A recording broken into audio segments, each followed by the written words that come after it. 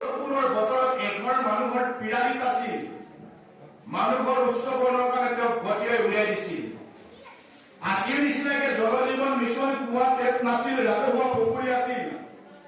আম্বেদকাৰে ৰাজহুৱা পুখুৰীৰ পানী খোৱাৰ কাৰণে এজন মিচিৰে পানী খালে সেই পুখুৰীৰ পানী নিচি গংগা জল ঢালিছিল। কিমান যন্ত্ৰণা, কলেজত চাকৰি কৰোঁতে তেওঁ খোৱা পানীৰ কলহটো এক্সট্ৰা আছিল। পানী খোৱাৰ কাৰণে ষ্টাফত কাজিয়া লাগিল। সেইজন MA, MSc, LLB, LLM, Barnet Law, D.Litt তেওঁৰ শিক্ষাৰ ডিগ্ৰীৰ উপাধিৰ লিখিবলৈ এখন কাগজ দাখিল কৰিছিল।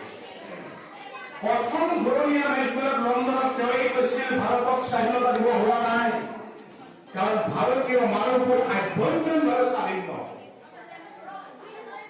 প্ৰথম যিখন ঘূৰণীয়া মেজমেল আছিল লণ্ডনত স্পষ্টভাৱে কৈছিল ভাৰতক কেতিয়াই স্বাধীনতা দিব হোৱা নাই, কাৰণ ভাৰতৰ মানুহবিলাক আভ্যন্তৰীণভাৱে কোনো স্বাধীন হোৱা নাই। এই যিটো সমতা, এই সমতাৰ লেঙুৰটো বহুত আগৰ পৰা আছে। আৰু স্বাধীনতা আমি সেই সময়ৰ সুবিধাবাদী চৰিত্ৰ গম পাইছিল কাৰণে জ্যোতিপ্ৰসাদে লিখিছিল, সুবিধাবাদী দল তোৰ মিছা হব কব ফল। ৰাইজৰ প্ৰায় সেৱা চুৰি কৰি পঢ়াব বুজিছ বল, শিল্পীৰ তই অমল পানৰ বিমল গানৰ কি বুজিবি কি ওলাই নিৰ্মল অস্তুজল।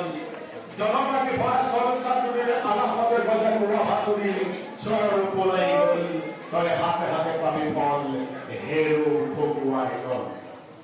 হয়তো জ্যোতিপ্ৰসাদে গম পাইছিল যে এচাম সুবিধাবাদীয়ে এইবিলাক গুৰি কথা ধৰি এটা সাংঘাতিক পৰ্যায়লৈ নিব। সেইজন জ্যোতিপ্ৰসাদ আগৰৱালাই অসম মূলকৰ পৰা জগত সভালৈ গৈছিল।